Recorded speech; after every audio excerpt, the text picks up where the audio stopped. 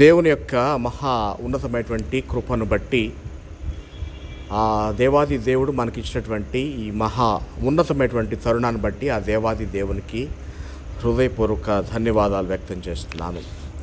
మరి ఈ వాక్య పఠనం, ఈ వాక్య ధ్యానం చేయలేనటువంటి వారెందరో ఉన్నారు.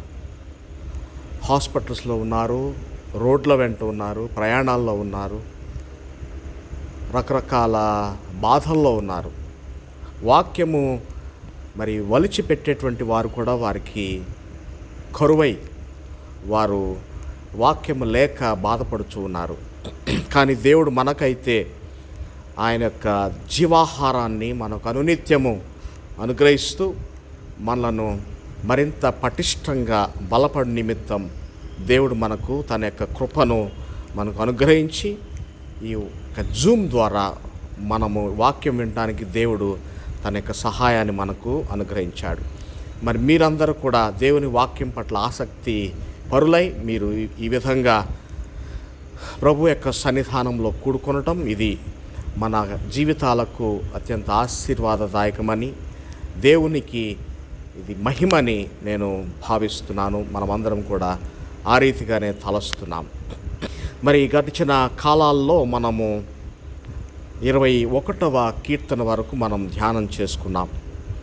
మరి ఈ ధ్యానం అంతా కూడా మనం ఒక్కసారి మరలా మనము నెమరు వేసుకుంటే మనకు అర్థమయ్యేది ఏంటంటే, దేవుని యొక్క పిలుపు, మానవుని యొక్క ప్రతిస్పందన, మరలా దేవుని యొక్క దీవెన, ఆ తదుపరి పాపం ప్రారంభం అవటం, ఆ పాపంలో మనిషి ఇష్టానుసారంగా ప్రవర్తించటం, తద్వారా దేవుడు మరలా వారిని శిక్షించటం, ఆ తరువాత పాపంలో వారు విలపిస్తూ, శిక్షలో విలపిస్తూ మరలా ప్రభు సన్నిధికి చేరటం, దేవాది దేవుని యొక్క కృపను పొందుకోవటం, ఇది మనం ఈ కీర్తనలన్నింటినీ కూడా మనం చూస్తాం.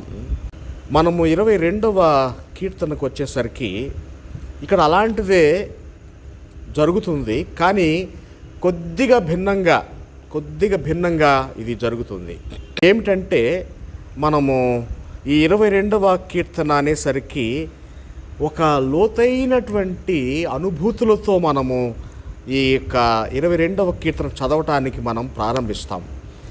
కారణం ఏంటంటే, ఈ యొక్క కీర్తన 22వ కీర్తన సాక్షాత్తు యేసుక్రీస్తు ప్రభువారు సిలువలో పలికినటువంటి 4వ మాటగా ఇది మనకు తెలుసు. నా దేవా, నా దేవా, నన్నేల చేయి విడిచితివి, ఏలీ ఏలీ లామా సబక్తాని. యేసుక్రీస్తు వారు సిలువలో పలికినటువంటి ఆ 4వ మాట ఏలీ ఏలీ లామా సబక్తాని అనేటువంటి మాట, అది ఆ మిశ్రమ పదం. It's a word with mixed languages. అప్పుడు ఆ భాషలు ఏంటి అవన్నీ చెప్పుకోవడానికి సమయం కాదు. కానీ ఇక్కడ మాత్రము ఆ సబక్తాని అనేటువంటి మాటలో సబక్త ఆ కా అనే శబ్దం ఒరిజినల్ హీబ్రూ బైబిల్లో లేదండి. సబక్తాని అనేటువంటి మాట ఉంది. ఇక కీర్తనలోకి మనము ప్రవేశిస్తే, నా దేవా, నా దేవా, నీవు నన్నేలా విడనాడితివి. అది question. It's a question to God. దేవునికి ప్రశ్న సంధిస్తున్నాడు. నా దేవా, నా దేవా, నీవు నన్నేలా విడనాడితివి, నన్ను రక్షింపక, నా ఆర్తధ్వని వినక నీవేళ దూరముగానున్నావు. ఇది మరొక ప్రశ్న. నేను ఇంతగా మొరపెడుతూ ఉంటే నీవెందుకు నాకు దూరంగా ఉన్నావు, అసలు నన్ను ఎందుకు విడిచిపెట్టావు? అది కీర్తనాకారుని యొక్క బాధ, ఆయన యొక్క ప్రశ్న అయి ఉన్నది. దీని యొక్క పూర్వపరాల్లోనికి మనం వెళితే, ఇది దావీదు కీర్తన ప్రధాన గాయకుని కీ అనే మాటకు చే అనే మాట కూడా వర్తిస్తుందని మనం గతంలో అనేక మార్లు చెప్పుకున్నాం. కనుక ఇది ముమ్మాటికి దావీదు కీర్తన. ఆ సూపర్స్క్రిప్షన్, ఆ చిన్ని అక్షరాలు మనం చదివితే అక్కడ ఏమనుందంటే అయలెత్ షహర్. షహరు అని ఉంది, కానీ తెలుగు బైబిల్లో హీబ్రూలో నకారం ఉంది. సో అయలెత్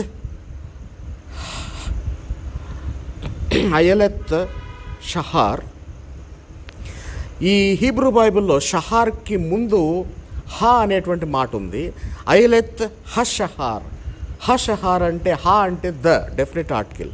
అయలెత్ హషహార్ అనగా అయలెత్ అనేది తెలుగు బైబిల్లో ఇది ఒక రాగమని మన తెలుగు పండితులు రాశారు. రాగం అయలెత్ షహారు అను రాగము మీద పాడదగినదని దీని ఒక రాగంగా మనకు చూపిస్తున్నారు. కానీ అక్కడ హీబ్రూ బైబిల్లో లేక హీబ్రూ సాంప్రదాయాలు మనం చదివితే అయలెత్ అనేటువంటి మాట అది ఒక నౌన్. ఆ నౌన్ ఆ యొక్క అది సర్వనామం. ఆ సర్వనామానికి ఉన్నటువంటి పేరు అర్థం ఏంటంటే ద డీర్ అనగా ఒక జింక. ఆ జింక కూడా 3 సంవత్సరాలు దాటినటువంటి ఒక జింక పిల్ల, 3 సంవత్సరాల జింక పిల్ల, చాలా వేగంగా పరిగెత్తగలిగినటువంటి పిల్ల. దాని యొక్క కొమ్మల వలె ఉండేటువంటి ఒక జింక. కనుక ఇక్కడ జింక అనేటువంటి మాట ఎందుకు వచ్చిందంటే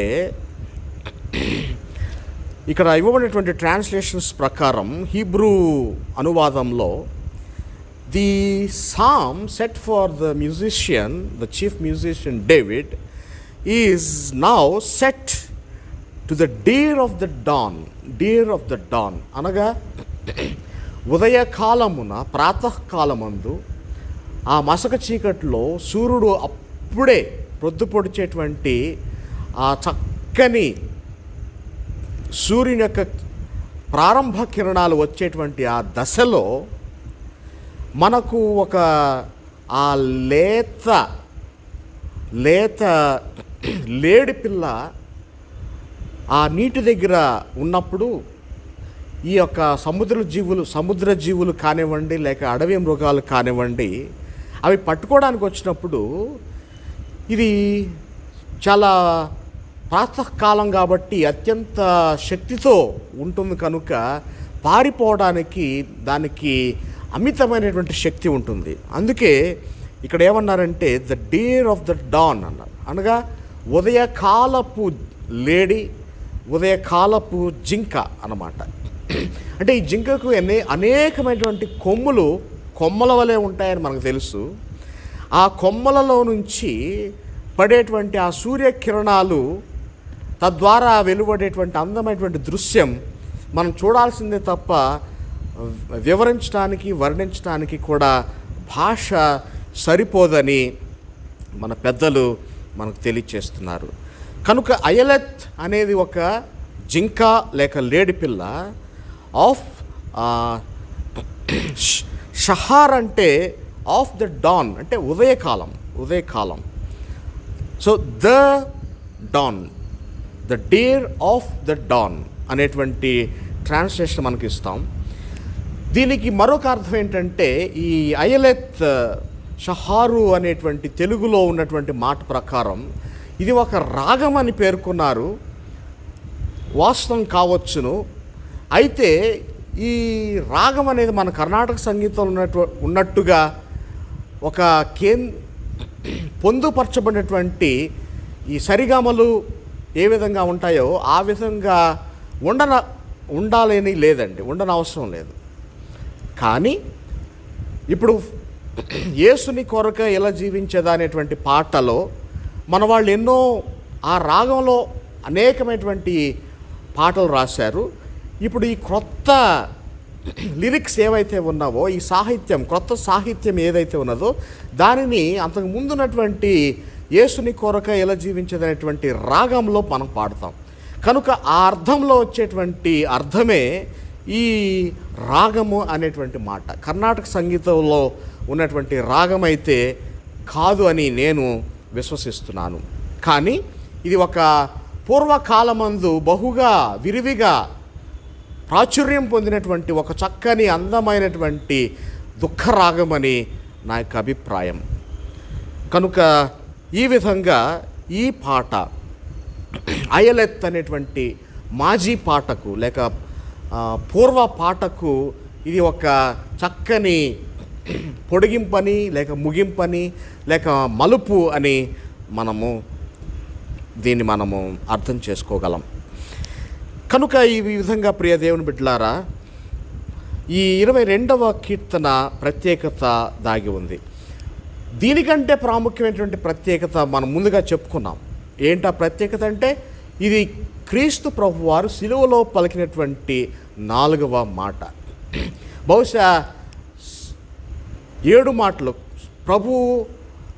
ప్రభు సిలువలో పలికినటువంటి 7 మాటలు కూడా ఒక్కసారి మనం 7 మాటలు ఒకే షీట్ మీద మనం పెట్టి మనం గమనించి దాని మీద మనం ధ్యానం చేసుకుంటే, ఆధ్యాత్మికంగా కానివ్వండి, వేదాంతపరంగా కానివ్వండి, ఏ విధంగా అయినా కానివ్వండి, ఈ 4వ మాటకు లోతైనటువంటి జ్ఞానము, లోతైనటువంటి భావము, లోతైనటువంటి ఆలోచనలు దానిలో ఇమిడి ఉన్నాయి. ఆ మాటకు వస్తే మొదటి మాట, 4వ మాట, 7వ మాట, క్రీస్తు ప్రభు వారు సిలువలో పలికినటువంటి 7 మాటల్లో మరింత ప్రాచుర్యము, ప్రాబల్యము, ఉనికిని చాటుకున్నటువంటి మాటలు 1, 4, 7. కనుక ఈ 4వ మాటలో లోతైనటువంటి వేదాంతం ఇమిడి ఉంది. వేదాంతం ఎప్పుడు బయటకు వస్తుందంటే, శ్రమ ఎప్పుడైతే మనకు వస్తుందో అప్పుడు వేదాంతం వస్తుంది. శ్రమ లేని వారు వేదాంతం మాట్లాడలేరు, శ్రమ లేని వారు రీజన్స్ మాట్లాడలేరు, శ్రమ లేని వారు దైవికమైనటువంటి మాటలు మాట్లాడలేరు, శ్రమ లేని వారు వారి ఇష్టానుసారంగా మాట్లాడతారు, శ్రమ లేని వారు తమకు నచ్చినటువంటి మాట మాట్లాడతారు, శ్రమ ఉన్నవారు, దైవ చింతన కలిగినటువంటి వారు వేదాంతము మాట్లాడతారు. దానిలో దాగి ఉన్నటువంటి శ్రమ దానికి ప్రతీకగా ఉంటుంది. ఇక్కడ సరిగ్గా అదే జరుగుతుందండి. So the lord Jesus Christ was in suffering. ఆ మాటకు వస్తే ఈ కీర్తన రచయిత దావీదు కూడా ఆ లోతైనటువంటి తన శ్రమలో ఉన్నాడు. ఒక మాట చెప్పాలంటే ఇది శ్రమ కీర్తన అంటే శ్రమలు అనుభవించిన వారు రచించిన కీర్తన, శ్రమలు అనుభవించిన వారు పాడినటువంటి కీర్తన, పాడుతూ ఉన్నటువంటి కీర్తన. నాకు వ్యక్తిగతంగా ఈ కీర్తన చాలా ఇష్టం అండి. ఎందుకంటే ఈ కీర్తనలో దైవజనులకు ఉన్నటువంటి శ్రమలన్నీ కూడా దీనిలో దాగి ఉన్నాయి. యేసు ప్రభువును ఏ విధంగా చిత్రవద చేశారో, యేసు ప్రభువును ఏ విధంగా బాధ పెట్టారో, పరిశుద్ధ గ్రంథంలో దైవజనులను ఏ విధంగా బాధ పెట్టారో, పౌలుని ఏ విధంగా బాధ పెట్టారు, పేతురుని ఏ విధంగా బాధ పెట్టారు, యోహాన్ని ఏ విధంగా బాధ పెట్టారు, యేసుప్రభు శిష్యులందరినీ కూడా ప్రపంచవ్యాప్తంగా ఏ విధంగా వారిని బలిగొన్నారు అనేటువంటి మాటలు ఈ 22వ కీర్తనలో దాగి ఉన్నాయి. మరి అదేంటో కానీ, అది ఎందుకో కానీ దైవికంగా ముందుకు వెళ్ళే వారికి ఎక్కువ శోధనలు వస్తూ ఉంటాయి. దేవుడు మాట మాట్లాడిన వారికి ఎక్కువ శోధనలు వస్తూ ఉంటాయి. ఏ ఇంజనీర్ మీదో, ఏ డాక్టర్ మీదో, ఇంకే ఎంఆర్ఓ గారి మీదో, లేకపోతే ఇంకెవరి మీదైనా కానీ విరుచుకు పట్టడానికి ఎవరు కూడా సాహసం చేయరండి. కేవలము దేవుని మాటలు మాట్లాడే వారి మీద వారిని లోకు కట్టేసేసి వారిని ఇష్టానుసారంగా మాట్లాడతారు. ఇక్కడ యేసు ప్రభు దేవుని మాటలు మాట్లాడాడని, యేసు ప్రభు దేవుని యొక్క మాట తెలియజేశాడని, దేవుని యొక్క స్థితిని కనుపరిచాడని, దేవుని యొక్క స్థితిలో ఉన్నాడని కేవలం ఒకే ఒక్క కారణం, యేసు ప్రభుని సిలువేయటానికి ఒకే ఒక్క కారణం ఏంటంటే ఆయన దేవదూషణ చేస్తున్నాడు. అది పచ్చి అబద్ధం. దేవదూషణ ఆయన చేయలేదు. ఆయన దేవుడు కాబట్టి దేవుడిలాగా మాట్లాడాడు. దేవుడుగా మాట్లాడటం తప్పు కానే కాదు. కానీ అప్పటి సమాజం వారు ఆ యేసుక్రీస్తును ఆ విధంగా బాధపెట్టి, యేసుక్రీస్తును అవమానపరిచి, యేసుక్రీస్తును శ్రమకు తీసుకువెళ్ళి ఆయన్ను ఆ విధంగా చిత్రవధ చేసి సిలువకు అప్పగించారు అప్పటి ప్రజానికం. ఒకవేళ యేసుక్రీస్తు ప్రభు వారు ఇప్పుడొచ్చి దేవుని మాటలు మాట్లాడితే ఇప్పటి సమాజం కూడా బహుశా అదే పని చేస్తుందేమో అని అనేకమైనటువంటి పెద్దలు, మరి ఉన్నతమైనటువంటి ప్రభులు వారు అనేక విధాలుగా తెలియచేశారు. ఆ మాటకు వస్తే పౌలు మంచి ఉదాహరణ. హెబ్రీలోకి రాస్తూ ఆయన అదే మాట్లాడతాడు 6వ అధ్యాయం. ఈ విధంగా అనేక మంది ఈ విధంగా దేవుని గూర్చినటువంటి తలంపులు కలిగి దేవుని ప్రకటనలో ఉన్నటువంటి వారికి వచ్చేటువంటి శోధనలు, సమస్యలు, శ్రమలు ఈ విధంగా ఇక్కడ దాగి ఉన్నాయి. మరి దావీదుకు కూడా అదే విధమైనటువంటి శోధన వచ్చిందండి. ఏంటి ఆ శోధన అంటే, ఆయన దేవాలయంలో యాజకునితో ఉంటున్నాడు. దేవాలయంలో యాజకునితో సాంగత్యం చేశాడు. యాజకునితో సాంగత్యం చేసినా కానీ తంటాయేనండి. యాజకుని పక్షాన మాట్లాడినా కానీ తంటాయేనండి. కనుక దావీదును దైవికంగా ఎవరు అంగీకరించడం లేదు. ఆయన ఒక రాజుగా వస్తాడా, రమ్మనండి. యుద్ధం చేస్తాడా, మా పక్షంగా రమ్మనండి. దేవుని మాటలు మాట్లాడేసరికి దావీదు మీద కోపం పెంచుకుంటున్నారు, పగ పెంచుకుంటున్నారు. ఇక చివరకు దావీదును ఎంత స్థితికి తీసుకొచ్చారంటే ఆయన ప్రార్థనలోనే మనకు అర్థమవుతుందండి. ఇది ఒక లోతైనటువంటి దుఃఖంతో దావీదు చేసేటువంటి ప్రార్థన. నేను చదువుతున్నాను. నా దేవా, నా దేవా, నీవు నన్నేలా విడనాడితివి. ఈ నా దేవా అనేటువంటి మాట హీబ్రూలో ఒకే పదం అండి. LG, LG. ఎల్ అంటే దేవుడు, ఎల్లీ అంటే నా దేవుడు. ఇక్కడ దేవా అంటే దేవుడు. దేవుణ్ణి నా అనేటువంటి ఆ ప్రొనౌన్తో సంబోధిస్తున్నాడు. పొసెసివ్ ప్రొనౌన్తో నా దేవా అంటున్నాడు. అంటే నా దేవుడా అని, నాకు దేవుడా అని. ఓ నాకు దేవుడా, నాకు దేవుడా అంటే ఎంత వ్యక్తిగత సంబంధం. దేవునికిని దావీదుకును ఎంత వ్యక్తిగత సంబంధం. నేను ఎప్పుడు దాని గురించే మాట్లాడుతూ ఉంటాను. You need a very very personal and private relationship with God. పబ్లిక్లో మనం అందరం కూడా అందరితో పాటు చేతులెత్తి ప్రార్థన చేస్తాం, అందరితో పాటు చేతులెత్తి హల్లెలూయా చెప్తాం. మంచిదే, అందరూ చూస్తూ ఉన్నారు, అందరూ వింటూ ఉన్నారు, నీ గురించి నా గురించి గొప్పగా చెప్పుకుంటున్నారు. మంచిదే, వాస్తవమే. కానీ in your heart of hearts, deep down in your hearts, where is the personal relationship with God. దేవునికి నీకు మధ్య లోతైన వ్యక్తిగత రహస్య సంబంధం ఏది, ఎక్కడుంది? ఇక్కడ దావీదు చేసే ప్రార్థనలో కనబడుతుంది. నా దేవా, నా దేవా అంటున్నాడు. అసలు నా దేవా అని అనటానికి ఎంత ధైర్యం కావాలండి, ఎంత ధైర్యం కావాలి. ఆ ధైర్యం ఎప్పుడొచ్చిందంటే శ్రమలో ఉన్నాడు కాబట్టి అంత ధైర్యం చేశాడు. శ్రమలో ఉన్నప్పుడు సిగ్గుండదండి, దుఃఖం ఉన్నప్పుడు సిగ్గుండదండి, బాధ ఉన్నప్పుడు సిగ్గుండదండి. ఎవరైనా మరణించారు, చుట్టాలు వస్తున్నారు, అందరు చూడటానికి వస్తున్నారండి, కానీ మనం సిగ్గు లేకుండా ఏడుస్తాం.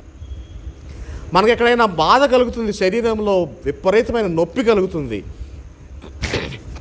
డాక్టర్ గారికి కానివ్వండి, మన బంధువులకు కానీ, కుటుంబ సభ్యులు కానీ సిగ్గు విడిచి చెప్తాం, చెప్పాలి కూడా. అనగా శ్రమ, శోధన, ఈ బాధ మనలను దేవునికి దగ్గరగా చేరుస్తుంది. దేవునికి దగ్గరగా చేరాలంటే సిగ్గు విడిచిపెట్టాలి. దేవునికి దగ్గరగా చేరాలంటే బిడియాన్ని విడిచిపెట్టాలి. దేవునికి దగ్గరగా చేరాలంటే దేవునితో సాంగత్యం చేసుకోవాలి. దేవునితో సాంగత్యం అవసరమై ఉన్నది. కనుక నా దేవా, నా దేవా అనే మాట ఇది చదువుతుంటే నాకైతే దుఃఖం వస్తుందండి. ఎంత వ్యక్తిగత సంబంధం ఇది. కేవలం శోధనలో నుంచి మాత్రమే కాదు, కానీ ఇది ఆయనకు దేవునికి గత కాలంలో ఉన్నటువంటి చక్కని సాంగత్యం వలన కూడా, సహవాసం వలన కూడా ఇది వస్తుందండి. ఈ ప్రేరణ, ఈ ఆలాపన, ఈ భావన నా దేవా అనేటువంటి మాట ద్వారా వస్తుంది. ఇప్పుడు నన్నేలా విడనాడితివి. You see the highest contrast, the contrast at its best అంటాం. నన్నేలా చేయి విడిచితివి అని ప్రభువారు అన్నారు. ఇక్కడ నీవేళ నన్ను విడనాడితివి అని దావీదు అంటున్నాడు. నీవేళ నన్నేల విడనాడితివి అంటే నీవు నా దేవుడువు కదా, నా దేవుడువు కదా, నేను నీ గురించి వాక్యాలు చెప్తున్నాను, నీ గురించి గొప్పలు చెప్పుకుంటున్నాను, నీ మాట మాట్లాడుతున్నాను, నీ పాట పాడుతున్నాను, నీ సేవ చేస్తున్నాను, నిన్ను ప్రజలందరికీ నీ గురించి నేను తెలియజేస్తున్నాను, నీ కోసం ఇంత శ్రమ పడుతున్నాను, ఇంత శోధనలు అనుభవిస్తున్నాను, ఇంత అవమానం పొందుతున్నాను, నీవు నన్ను ఎందుకు విడనాడితివి ప్రభువా? ఇది విడనాడబట్టం అనేది భయంకరమైనటువంటి స్థితి. బహుశా అది ఎవరికి రాకూడదండి. దేవుని చేత విడనాడబట్టం అనేది ఎవరికి రాకుండునుగాక. ఆమేన్. తర్వాత నన్ను రక్షింపక, all the negative terminology comes from his faith standpoint it self.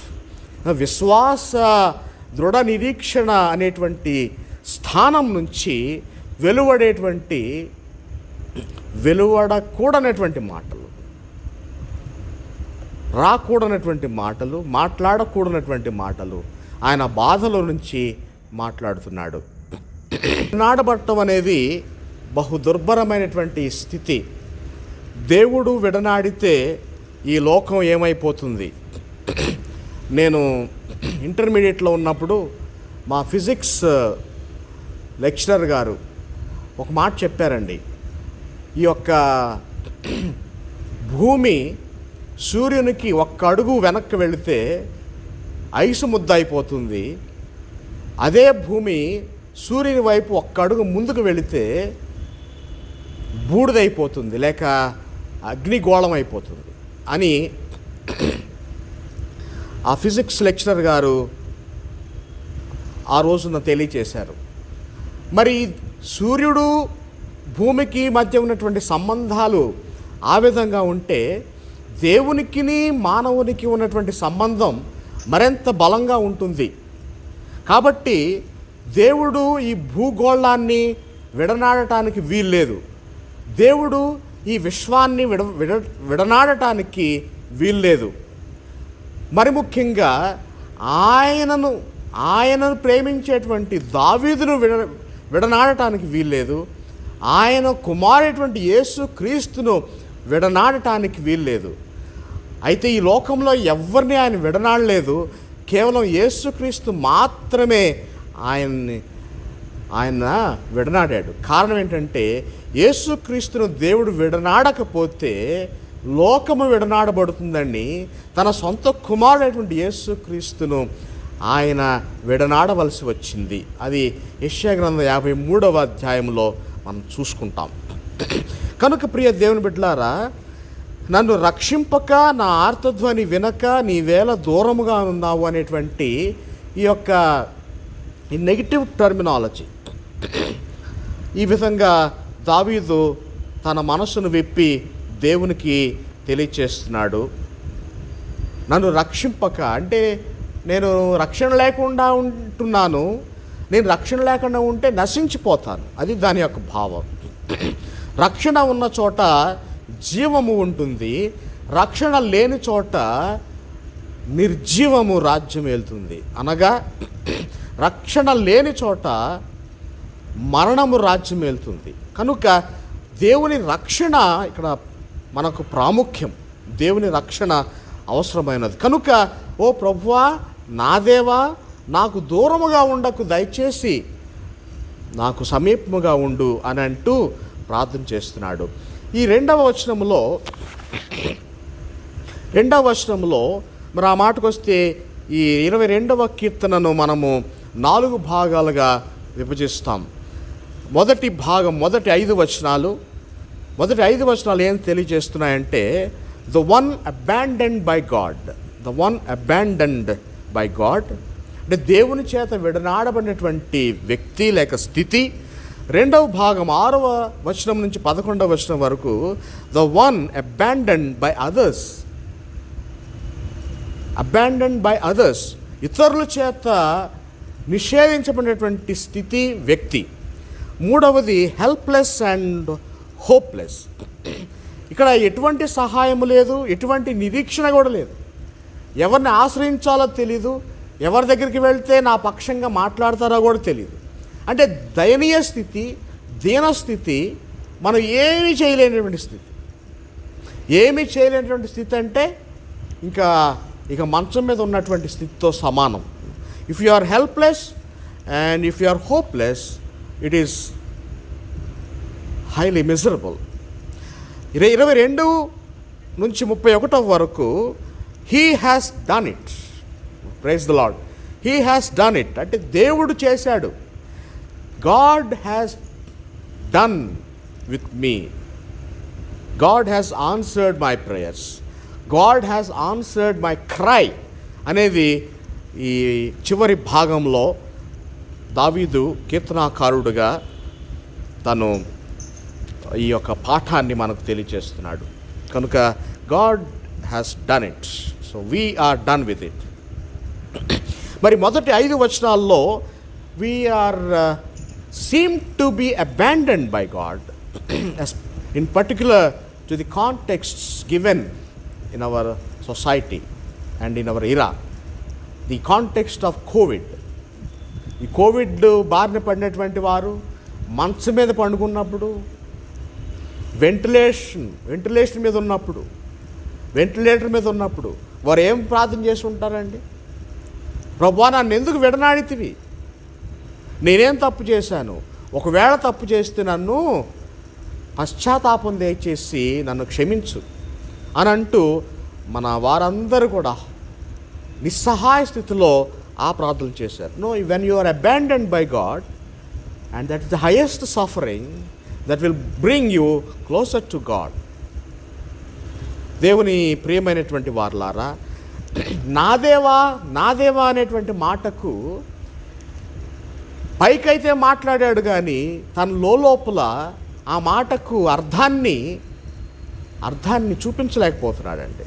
నా దేవా అంటూ నన్నేలా విడనాడితివి అని మాట్లాడుతున్నాడు. మరి దేవుడు ఎందుకు విడనాడాడో దేవుడికి తెలుసు. దేవుడు మనల్ని ఎందుకు విడనాడాడో మనకు కూడా తెలిసి ఉండవచ్చు. ఈ స్థితిలో మనం ఏ స్థితిలో ఉంటాం అంటే 2వ వచనం మనం చూస్తాం. మరలా నా దేవా అంటూ పగలు నేను మొరపెట్టుచున్నాను, రాత్రి వేళను నేను మౌనముగా నుండుటలేదు. చూసారా? అంటే దీని అర్థం ఏంటంటే హీబ్రూ ఇడియోమాటిక్ ఎక్స్ప్రెషన్స్లో ఈ విధంగా పగటికి పగలు, రాత్రికి రాత్రి, నేను పగటి వేళ రాత్రి వేళ అంటూ ఈ యొక్క 24 గంటలు అంటే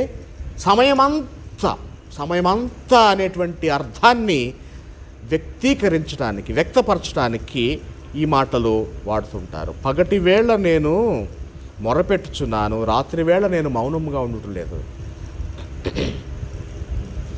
ఈ రెండు కూడా ఆపోజిట్ కియాస్టిక్ స్ట్రక్చర్లో ఉన్నాయి. అంటే హీబ్రూ పోయట్రీలో కియాజమ్స్ అని ఉంటాయండి. ఒక మాట రిపీట్ అవటం, ఒక మాట వ్యతిరేక ధోరణిలో రిపీట్ అవటం అనేటువంటి విధానం ఇక్కడ మనకు కనబడుతుంది. పగటి వేళ నేను మొరపెట్టుచున్నాను, రాత్రి వేళ మౌనంగా ఉండుట లేదనేటువంటి వ్యతిరేక దృక్పథంలో ఆ కవితను రాస్తున్నాడు కీర్తనకారుడు. సో దీని యొక్క భావం ఏంటంటే, నేను నిత్యము ఆల్ డే లాంగ్ అంటే రాత్రి అంతా కూడా నేను నిత్యము 24 hours 24/7 నిత్యము నిన్ను స్తుతిస్తాను, నిత్యము నిన్ను ఘనపరుస్తాను, నిత్యము నీకు మొర్రపెడతాను, నిత్యము నేను మాట్లాడుతూనే ఉంటాను. అంటే నేను ఎప్పుడు కూడా మౌనముగా ఉండను. దీని యొక్క భావం ఆ విధంగా ఉంటుందేమో. కనుక ప్రియ దేవుని బిడ్డలారా, మనము నా దేవా అని ప్రార్థన చేస్తూ మనకున్నటువంటి కష్టాలు, మనకున్నటువంటి నష్టాలు, మనకున్నటువంటి విపత్తులు, మనకున్నటువంటి భయంకరమైనటువంటి దుర్దినాల నుండి వేరుపరచబడటానికి మనం చేయవలసినటువంటి ప్రార్థన ఇక్కడ చాలా క్లుప్తంగా, చాలా స్పష్టంగా కీర్తనాకారుడు మనకు నేర్పిస్తున్నాడు. 3వ వచనంలో, నీవు ఇశ్రాయేలు చేయు స్తోత్రముల మీద ఆసీనుడివై ఉన్నావు. ఈ మాట మనందరికీ కూడా చాలా ఇష్టమైనటువంటి మాట అండి. ఎందుకంటే ది ప్రైజెస్ ఆన్ యావే, యెహోవా దేవునికి స్తుతులు చెల్లించడం. You pray to God, you thank God, you intercede, you ask for anything, everything, everywhere. You ask for healing, you ask for providence, you ask for blessing. And in return you come with thanks, you offer a prayer of thanksgiving. But where is the praise? Where is your praise? So ఈ ప్రార్థన స్తుతి అనేటువంటి మాట మనం అనేక మార్లు మర్చిపోతామండి. స్తుతి మన గృహాల్లో ప్రార్థనలు పెట్టుకుంటాం. ఎప్పుడు పెట్టుకుంటాం? స్తుతి కూటం ఏనాడు పెట్టుకోం మనం. స్తుతి కూటాలు అసలు ఎక్కడ ఎవరు పెట్టుకున్నట్టు దాఖలాలు కనపట్టలేదండి. I'm sorry to tell you, it is my burden and my passion. మనం ఏం పెట్టుకుంటాం? కృతజ్ఞత కూటం పెట్టుకుంటాం. రిటైర్మెంట్ పెట్టుకొని కృతజ్ఞత అంటాం. లేకపోతే ఇంకేదైనా కార్యక్రమం పెట్టుకుంటాం, బర్త్డేస్ పెట్టుకుంటాం, యానివర్సరీస్ పెట్టుకుంటాం, ఇంకా అనేక విధాల కార్యక్రమాలు పెట్టుకుంటాం. ప్రార్థన చేసుకుంటూనే మనం దేవునికి కృతజ్ఞతలు చెల్లిస్తాం. కానీ వేర్ ఈజ్ ద ప్రైజ్? దేవుణ్ణి, దేవా నీవు గొప్పవాడవని ఎప్పుడైనా అన్నావా?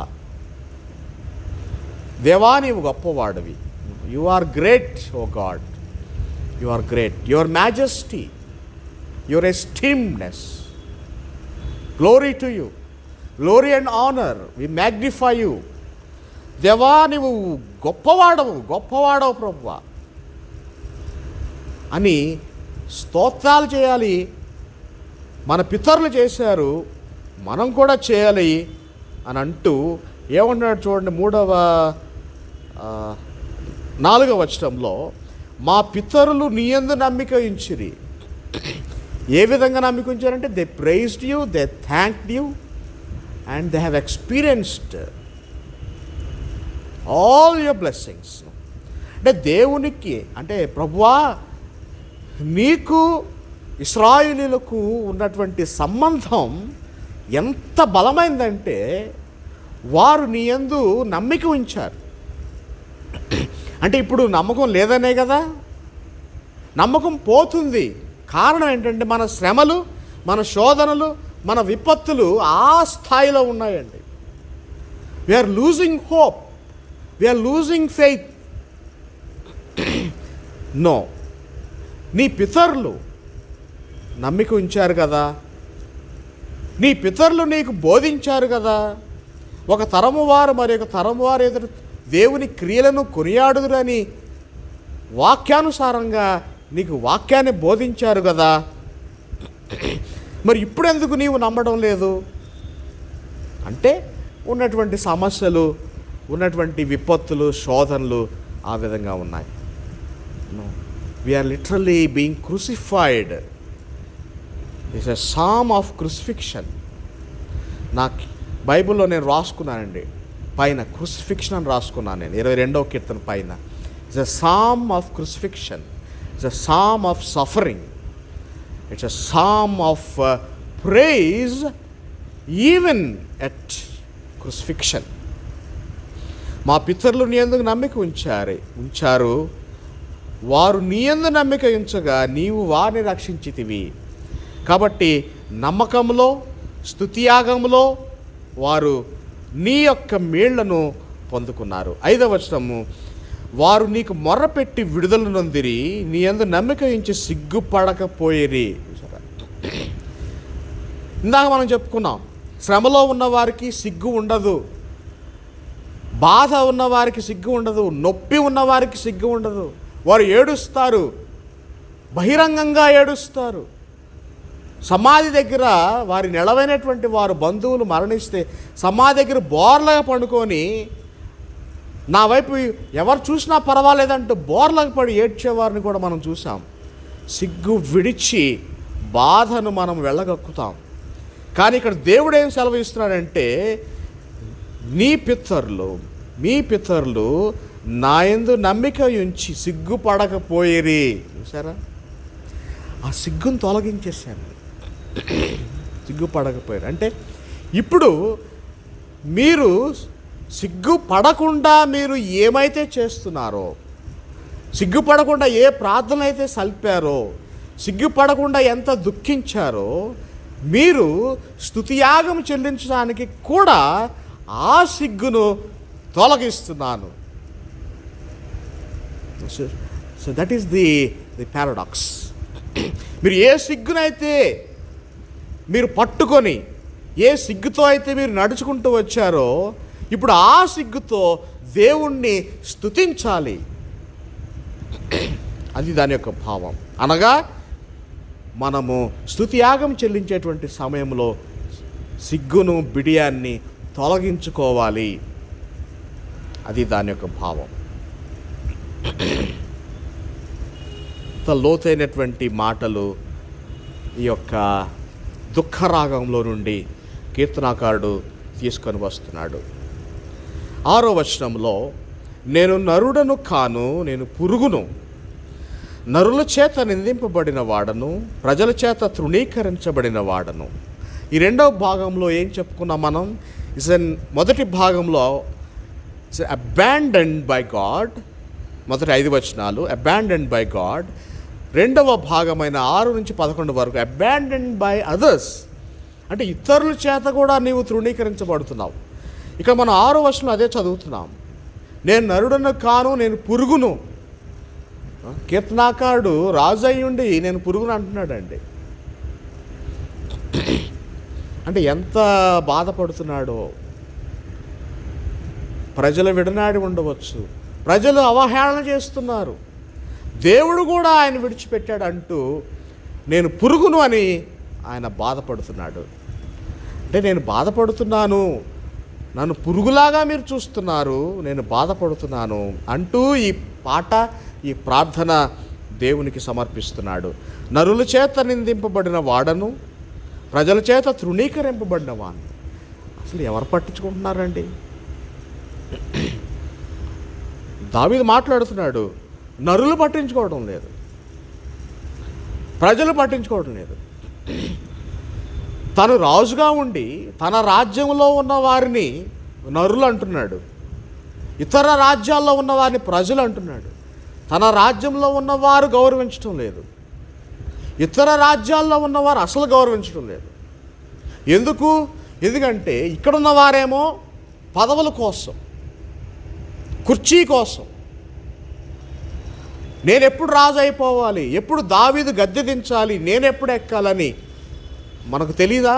పరిశుద్ధ గ్రంథంలో ఎవరెవరు దావీదు యొక్క సింహాసనం మీద కన్నేశారో, ఇతర రాజ్యాల వారు ఆ దేశం మీద కన్ను వేశారు.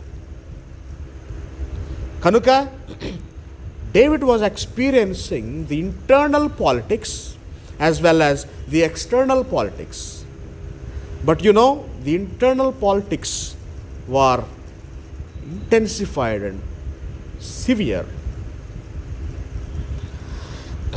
ఏ విధంగా ఉన్నాయంటే, అవి ఎంత భయంకరంగా ఉన్నాయంటే 7వ వచనంలో, నన్ను చూచు వారందరూ పెదవులు విరిచి తల ఆడించుచు నన్ను అపహసించుచున్నారు.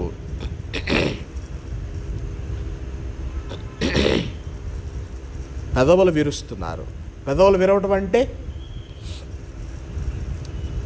కోపంతో ఇష్టానుసారంగా మాట్లాడటం.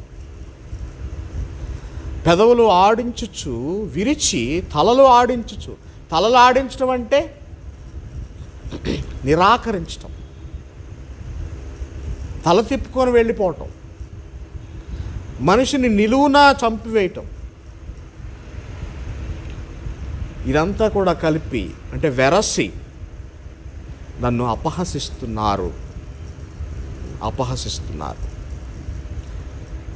ఎంత దుఃఖంతో కూడినటువంటి బాధ, ఎంత దుఃఖంతో కూడినటువంటి ప్రార్థన.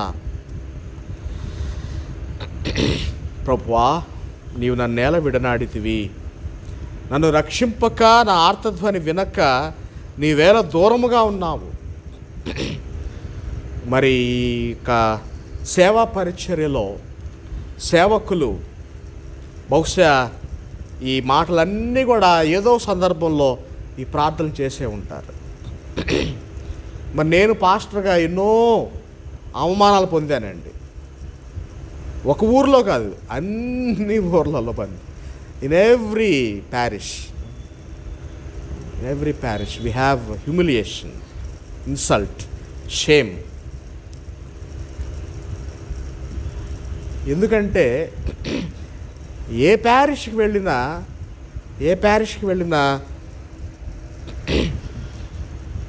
మీరు మా దగ్గరికి వచ్చారండి బ్రతకటానికి అనే మాటలు మాట్లాడతారు. దైవజనులు పడేటువంటి పాట్లు ఈ విధంగా ఉన్నాయి. So this is part of crucifixion. Ministry is part of crucifixion. సేవ అనున్నది సిలువతో సమానం. ప్రభువారు అదే చెప్పారు కదా, నన్ను వెంబడింపగోరువాడు తన సిలువను ఎత్తుకొని రావలెను. ఎందుకంటే సిలువ అంటే అవమానం, సిలువ అంటే శ్రమ, సిలువ అంటే శోధన. అయితే మన ప్రభు అయినటువంటి యేసుక్రీస్తు మాత్రం నిజంగానే సిలువ ఎత్తుకున్నాడు. ఆయన మన ప్రభు అయిన యేసుక్రీస్తు నిజంగానే మరణించాడు. మన ప్రభు అయిన యేసుక్రీస్తు నిజంగానే అవమానించబడ్డాడు. ఏ విధంగా అంటే ఇప్పుడున్నటువంటి సిలువ బొమ్మ ఏదైతే ఉన్నదో, అది క్రూసిఫిక్షన్ స్టాట్యూ అదేదైతే ఉన్నదో, అది ఆయన యొక్క సిగ్గు పోకుండా ఒక చిన్న క్లాత్ ఒకటి అడ్డం పెట్టారండి.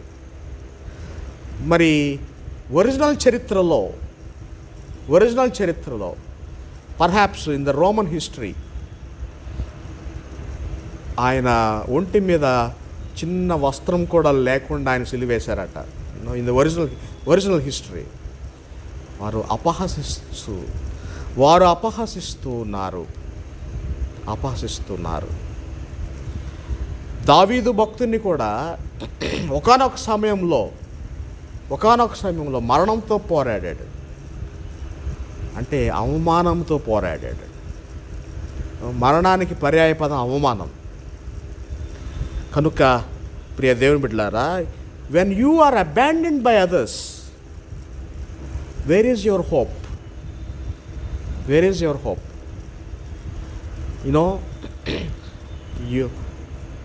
When you are COVID stricken, doctors have abandoned you, saying there is no bed. They have abandoned you, saying there is no oxygen. They have abandoned you that you are on a dreadful disease, and they have not admitted you in any of their hospitals. అంతకుముందు చరిత్రలో ఒక్కసారి 10 సంవత్సరాలు వెనక్కి వెళితే HIV AIDS ఉన్న వారిని కూడా ఆ విధంగానే ట్రీట్ చేశారండి. They have abandoned. The society is always abandoning some people for their whims and fancies. వారి యొక్క సొంత విలాసాల కోసం ఎదుట వారిని అపహసించటం ఇక్కడ జరుగుతుంది. దావీదు రాజును కూడా వారు రాజ్యం చేయాలని, వారు సింహాసనం తీసుకోవాలని దావీదు రాజును అపహసిస్తున్నారు. ఇక ఈ విధంగా తన యొక్క బాధను వెళ్ళగక్కుతూ ఆయన ఈ రచనలు రాస్తూ ఉన్నాడు. చూడండి 8వ వచనం 8వ వచనంలో, యెహోవా మీద నీ భారము మోపుము, ఆయన వానిని విడిపించునేమో. ఇక్కడ కొద్దిగా విశ్వాసము కొంచెం బలపడిందండి. ఒకసారి దేవుని వైపు చూడండి. ఒకవేళ దేవుడు మిమ్మల్ని విడిపిస్తాడేమో. Just try, give a try అంటాం కదా. Just give a try. దేవుడు నిన్ను విడిపించునేమో. వాడు ఆయనకి ఇష్టడు కదా, ఆయన వాడిని తప్పించునేమో అందరూ. ఇక ఇక్కడ నుంచి అండి 2వ భాగంలో the segment abandoned by others అనేటువంటి సెగ్మెంట్లో సరిగ్గా యేసు ప్రభు వారికి ఏ విధంగా శోధనలు వచ్చాయో, యేసు ప్రభు వారు ఏ విధమైనటువంటి చిక్కుల్లో ఇరుక్కున్నాడో సరిగ్గా అవే మాటలు కొన్ని వందల సంవత్సరాల క్రితం దావీదు పొందుపరిచాడండి. మరి అది ఎలా సాధ్యమైందో మనకు తెలియదు. పరిశుద్ధాత్మ ప్రేరణ వలన యేసుక్రీస్తు పొందినటువంటి శ్రమలు దావీదు ముందుగానే ప్రవచించినట్టుగా సాక్షాత్తు అవే శోధనలు ఇక్కడ మనం చూస్తాం. చూడండి, వాడు ఆయనకి ఇష్టడు కదా, ఆయన వాడిని తప్పించునేమో, నీవు దేవుని కుమారుడవైతే దిగిరమ్ము అన్నారు. 9వ వచనంలో, గర్భము నుండి నన్ను తీసిన వాడవు నీవే కదా, నేను తల్లి యొద్ద స్తన్యపానము చేయుచుండగా నీవే కదా నాకు నమ్మిక పుట్టించితివి. ఎప్పుడైనా సరే తల్లిని జ్ఞాపకం చేసుకుంటాం అనేది చాలా లోతైనటువంటి మాట. తల్లిని జ్ఞాపకం చేసుకునేవాడు ఈ లోకం అంతటినీ కూడా మర్చిపోతాడు. ముఖ్యంగా తల్లి గర్భము నుంచి తాను తీయబడినటువంటి దినాన్ని జ్ఞాపకం చేసుకున్నప్పుడు తనకు 2 జరుగుతాయండి. ఒకటి, ఈ లోకాన్ని మర్చిపోతాడు. రెండవది, తను దీన స్థితికి దిగజారిపోతాడు. యోబు భక్తుడు ఆయనకు తన మీద సంపూర్ణంగా శోధన వచ్చినప్పుడు, when the curse was encircled around him, సంపూర్ణమైనటువంటి శోధన ఎదుర్కొనే టైంలో యోబు ఏమని ప్రార్థన చేశాడు? నేను జన్మించిన దినము లేకుండునుగాక. అంటే తన తల్లిని, తన జన్మదినాన్ని జ్ఞాపకం చేసుకుంటాం. జన్మదినాన్ని ఎప్పుడు జ్ఞాపకం చేసుకుంటామంటే మంచి జరిగినప్పుడు జ్ఞాపకం చేసుకుంటాం, లేక చెడు జరిగినప్పుడు జ్ఞాపకం చేసుకుంటాం. మంచి జరిగినప్పుడు ఏమనుకుంటాము? నాకు జన్మనిచ్చినటువంటి తల్లిని బట్టి దేవా నీకు వందనాలు అంటూ మనం కేక్ తీసుకొచ్చి కట్ చేస్తూ చాలా చక్కగా సంతోషంగా మనం ఈ పండుగలు జరుపుకుంటాం, జన్మదిన వేడుకలు. కానీ శోధన వచ్చినప్పుడు, కష్టం వచ్చినప్పుడు కేక్ అయితే మనం తీసుకురాం, కానీ లోతైనటువంటి వేదనతో నా తల్లి నన్ను ఎందుకు ఈ భూమి మీద నన్ను జన్మనిచ్చింది అంటూ బాధపడతాం. So 2 things happen when you remember the day of your birth. One, the blessing, and the other, the curse. ఇప్పుడు కీర్తనాకారుడికి వచ్చినటువంటి సమస్య ఏంటో చూడండి. 9వ వచనంలో, గర్భము నుండి నన్ను తీసిన వాడవు నీవే కదా, నేను నా తల్లి యొద్ద స్తన్యపానం చేయుచుండగా నీవే కదా నాకు నమ్మకము పుట్టించితివి. గర్భవాసినది మొదలుకొని నాకు ఆధారము నీవే, నా తల్లి నన్ను కన్నది మొదలుకొని నా దేవుడవు నీవే. 11వ వచనంలో, శ్రమ వచ్చి ఉన్నది. అది సో కీర్తనాకారుడు ఎందుకు జ్ఞాపకం చేసుకుంటున్నాడు జన్మదినాన్ని, లేక తల్లిని, లేక తన తల్లి యొక్క రొమ్ముని, తాను పాలు తాగినటువంటి తల్లి రొమ్మును, ఆ ఉన్నతమైనటువంటి శ్రేష్టమైనటువంటి ఆ దైవిక గొప్ప కార్యాన్ని, తల్లి స్తన్యపానములను, జన్మదినాన్ని ఎందుకు జ్ఞాపకం చేసుకుంటున్నాడంటే శ్రమ వచ్చి ఉన్నది, సహాయము చేయువాడెవ్వడును లేడు. అంటే ఒక్క మాట చెప్పాలంటే అసలు నా తల్లి ఎందుకు నన్ను జన్మనిచ్చింది అనేటువంటి అర్థంలో ఆయన మాట్లాడుతున్నాడు. ఇశ్రాయేలీయులు, తర్వాత చరిత్రలో వచ్చినటువంటి యూదులకు తల్లి అనేటువంటి మాట చాలా ఉన్నతమైనటువంటి మాట అండి. తల్లి దగ్గరే వారు సమస్తం కూడా, విద్యాభ్యాసం కానివ్వండి, తినటం కానివ్వండి, మాట్లాడటం కానీ, సలహాలు కానివ్వండి, నేర్చుకోవటం కానివ్వండి, మరి ధర్మశాస్త్రం చదవటం కానివ్వండి, బయటికి వెళ్ళినప్పుడు, లోపలికి వచ్చినప్పుడు తల్లితోనే ఎక్కువ సంబంధ బాంధవ్యాలు బిడ్డలు కలిగి ఉంటారు. ఆ మాటకు వస్తే మన సాంప్రదాయంలో, మన సమాజంలో కూడా తల్లే మనకు మరి ప్రధానం, మనకు తెలుసు. కానీ అట్టి తల్లిని ఈ రోజున అడుగుతున్నాడు, ఎందుకమ్మా నన్ను కన్నావు, ఎందుకు నన్ను కన్నావు? నేను ఈ బాధను భరించలేక ఉన్నాను, దిగమింగుకోలేని స్థితిలో ఉన్నాను. ఇటు చూస్తే శారీరక శోధన, మానసిక శోధన, అటు చూస్తే దైవికంగా దేవుడు కూడా విడనాడాడు, ఇటు చూస్తే అందరూ నన్ను అవమానపరుస్తున్నారు. ఎందుకు నాకు ఈ బ్రతుకు, ఎందుకు నా బ్రతుకు అని మన వారు ఎంతోమంది ప్రార్థన చేస్తున్నారండి. నేను ఎన్నో గృహాలు దర్శించినప్పుడు మన బిడ్డలు ఎంతో బాధతో ఈ ప్రార్థనలు చేసినట్టుగా కూడా నేనే సాక్ష్యం. ఆ ప్రార్థన వింటుంటే కళ్ళల్లో నీళ్లు వస్తూ ఉంటాయండి. ఎందుకండి దేవుడు మా కుటుంబాన్ని ఇంతగా విడనాడాడు, ఎందుకండి మా కుటుంబంలో ఎన్ని శోధనలు వస్తున్నాయి, ఎందుకండి దేవుడు అసలు మమ్మల్ని పుట్టించాడు అంటూ ఈ దావీదు ప్రార్థనలో మనము ఏదో స్థితిలో ఆలోచనగా కానివ్వండి, అనాలోచనగా కానివ్వండి ప్రార్థన చేస్తూనే ఉంటాం. ప్రియ దేవుని బిడ్డలారా, కనుక తల్లి యొక్క గర్భంలో నుంచి మనము బయటకు వచ్చాము అనేటువంటి స్థితిని జ్ఞాపకం చేసుకుంటున్నాడు. దీనికి మరొక కారణం ఏంటంటే, తల్లిని జ్ఞాపకం చేసుకునేటువంటి వారు దీన స్థితికి దిగజారిపోతారు. No, when you become the world class leader, when you become the leader of the nation, when you become the leader of your empire or state or office or whatever, you begin to think your mother who had fondled you, who have gave birth to you and who has brought you this far.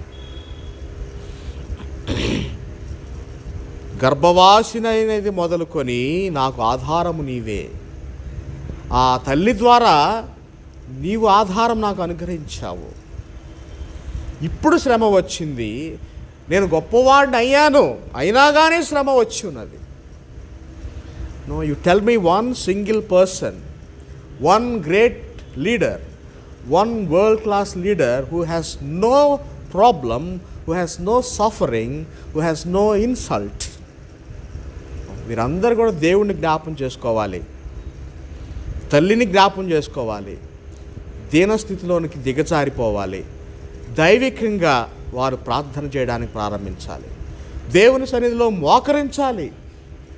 అటు తల్లిని జ్ఞాపం చేసుకొని మనం దీనంగా ప్రార్థన చేయాలి, శ్రమను జ్ఞాపకం చేసుకుంటూ దీనంగా ప్రార్థన చేయాలి, అవమానాన్ని జ్ఞాపకం చేసుకుంటూ దీనంగా ప్రార్థన చేయాలి. అప్పుడు ఇక్కడ ఏమంటున్నాడు 8వ వచనంలో, ఆయన వారిని విడిపించునేమో. Who knows, he may deliver you, who knows he will redeem you, who knows he will heal you, who knows. That is the faith. Who knows అనేది కూడా ఫెయితేనండి. హూ నోస్ అంటే God knows. The answer is God knows. దేవుని బిడ్డలారా, నేను 15వ వచనం వరకు చెప్పి ముగిస్తానమ్మా. కొద్దిగా కోఆపరేట్ చేయండి ఓపికతో, ఎందుకంటే ఇది చాలా పెద్ద కీర్తన, లోతైనటువంటి కీర్తన. Will wind up with verse 15. కొంచెం దయచేసి ఓపిక చేయండి. 12వ వచనం 11వ వచనం నుంచి చదువుకుంటున్నాం. శ్రమ వచ్చి ఉన్నది, సహాయం చేయవాడు ఎవడును లేడు, నాకు దూరముగా ఉండకుము. ఇది చాలా ఇంపార్టెంట్ అఫైర్ అండి. నాకు దూరముగా ఉండకుము. ఇక్కడ మొదటి వచనంలో ఏమంటున్నాడు? నీవేళ నాకు దూరముగా ఉన్నావు అన్నాడు మొదటి వచనంలో. ఇక్కడ 11వ వచనంకి వచ్చేసరికి నాకు దూరముగా ఉండకుము. చూసారా, తాను ముందుగా దేవుణ్ణి ప్రశ్నించినటువంటి ప్రశ్న, నీవేళ దూరముగా ఉన్నావు అనేటువంటి ప్రశ్నకు ఇక్కడ దేవునికే జవాబు తెలియచేస్తున్నాడండి. అంటే ఆయన బాధ ఆ విధంగా ఉన్నది. ఇక్కడ తండ్రిని జ్ఞాపం చేసుకున్నాడు, తల్లిని జ్ఞాపం చేసుకున్నాడు, దేవుని జ్ఞాపం చేసుకున్నాడు, తన శ్రమను జ్ఞాపం చేసుకుంటున్నాడు, అవమానాన్ని జ్ఞాపం చేసుకుంటున్నాడు. ఇప్పుడు దేవుని సన్నిధిలో ప్రణమిల్లి ప్రార్థించి, విడిపించువాడు ఉన్నాడు, విడిపించునేమో అనేటువంటి విశ్వాసంతో ఏమంటున్నాడంటే, నాకు దూరముగా ఉండకు ప్రభువా, నాకు సమీపముగా ఉండు, నాకు దగ్గరగా ఉండు అని అంటూ మాట్లాడుతున్నాడు. సో ఇది మరొక లోతైనటువంటి మాట. ఎందుకంటే he calls God, he invites God, he pressurises God to stay back with him. నాకు దగ్గరగా ఉండు ప్రభువా, నాతో ఉండు ప్రభువా, నన్ను విడనాడకు. నీవు వెళ్ళిపోయినటువంటి మరుక్షణమే మరలా శ్రమ వచ్చి ఉన్నది అని నేను మరలా ప్రార్థన చేయాలి. నీవు వెళ్ళిపోయినటువంటి మరుక్షణమే మరలా నన్నేలా విడనాడితివని నేను ప్రార్థన చేయాలి. మరలా నీ రక్షణ కొరకు నేను ప్రార్థన చేయాలి. ప్రభువా నాతో ఉండు, నాకు దూరంగా ఉండకము, దగ్గరగా ఉండు అని ప్రార్థన చేస్తూ 12వ వచనంలో, వృషభములు అనేకములు నన్ను చుట్టుకొని ఉన్నవి. వృషభములు అంటే బుల్స్ అంటాం, కొంతమంది బల్స్ అంటారు. అంటే దున్నపోతులు, మన భాషలో దున్నపోతులు అనేకములు నన్ను చుట్టుకొని ఉన్నవి అని అంటూ, బాషాను దేశపు బలమైన వృషభములు నన్ను ఆవరించి ఉన్నవి. బాషాను దేశం గురించి చెప్పడానికి సమయం సరిపోదు, కానీ బాషాను దేశంలో ఈ దున్నపోతులు చాలా బలంగా ఉంటాయంటండి. వాటి సైజు కానివ్వండి, వాటి యొక్క బలం కానివ్వండి, ఒక్క దున్నపోతు 10 దున్నపోతులతో సమానం అట. బాషాను దేశపు బలమైనటువంటి వృషభములు నన్ను ఆవరించి ఉన్నవి. ఇదంతా పోలిక, it's only metaphor or an imagery, but the fact is that he is surrounded by a heavy problem, unbearable problem. అవేం చేస్తున్నాయంటే 13వ వచనం, చీల్చుచును గర్జించుచునుండు సింహము వలె వారు నోళ్ళు తెరచుచున్నారు. నేను నీళ్ల వలె పారపోయబడి ఉన్నాను, నా ఎముకలన్నీ స్థానము తప్పి ఉన్నవి, నా హృదయము నా అంతరంగమందు మైనము వలె కరిగి ఉన్నది, నా బలము ఎండిపోయి చిల్ల పెంకు వలె ఆయను, నా నాలుక నా దవడను అంటుకొని ఉన్నది, నీవు నన్ను ప్రేతల భూమిలో పడవేసి ఉన్నావు. ఇక 16వ వచనంలో, కుక్కలు నన్ను చుట్టుకొని ఉన్నవి. ఇక్కడ ఏమన్నాడు, బాషాను వృషభములు నన్ను ఆవరించి ఉన్నవి.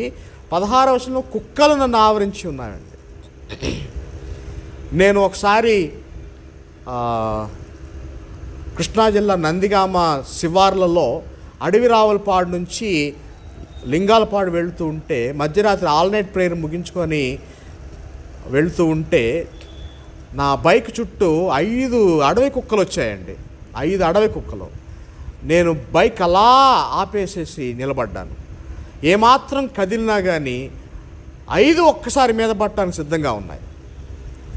ఇక నేను గంట సేపు అలాగే నిలబడ్డున్నాను, ప్రార్థన చేసుకుంటూ 5 కుక్కల మధ్యలో ప్రార్థన చేసుకుంటూ అలాగే నిలబడిపోయానండి. ఇక గంట సేపు తర్వాత, అప్పుడు సమయం కూడా మధ్యరాత్రిలో 2:30 ఆ టైం అండి. ఇక గంట సేపు తర్వాత ఎవరో ఇంటి దగ్గరలో ఉన్న ఆయన తలుపు తీసుకొని వచ్చి ఆ కుక్కలన్నీ కూడా కర్రతో తరిమివేసినప్పుడు అప్పుడు నేను ఇంటికి వచ్చాను. అంటే కుక్కలు మీద పట్టడం అనేది అది భయంకరమైనటువంటి స్థితి. పైగా ఈ కుక్కలను ఏ విధంగా పోలుస్తున్నాడు, సింహాల వలె మీద పడతాయి అంటాడు, వృషభాల వలె మీద పడతాయి అని అంటూ తన యొక్క బాధను తెలియచేస్తున్నాడు.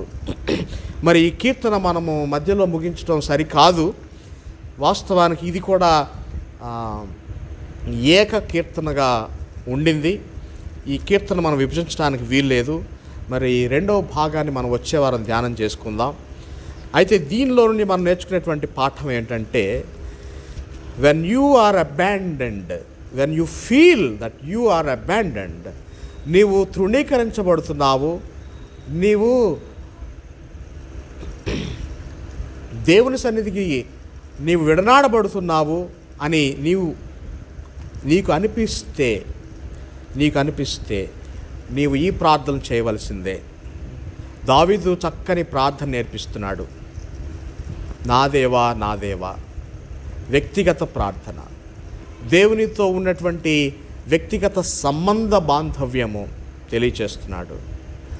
ఆయన మరి దినమంతా ప్రార్థన చేస్తున్నాడు, రాత్రంతా మౌనంగా ఉండలేదు. తల్లిని జ్ఞాపకం చేసుకుంటున్నాడు, శోధనలను జ్ఞాపకం చేసుకుంటున్నాడు. ఈ సమస్యలన్నింటినీ కూడా భయంకరమైన వృషభాలుగా చూస్తున్నాడు, సింహాలుగా చూస్తున్నాడు, కుక్కలుగా చూస్తున్నాడు.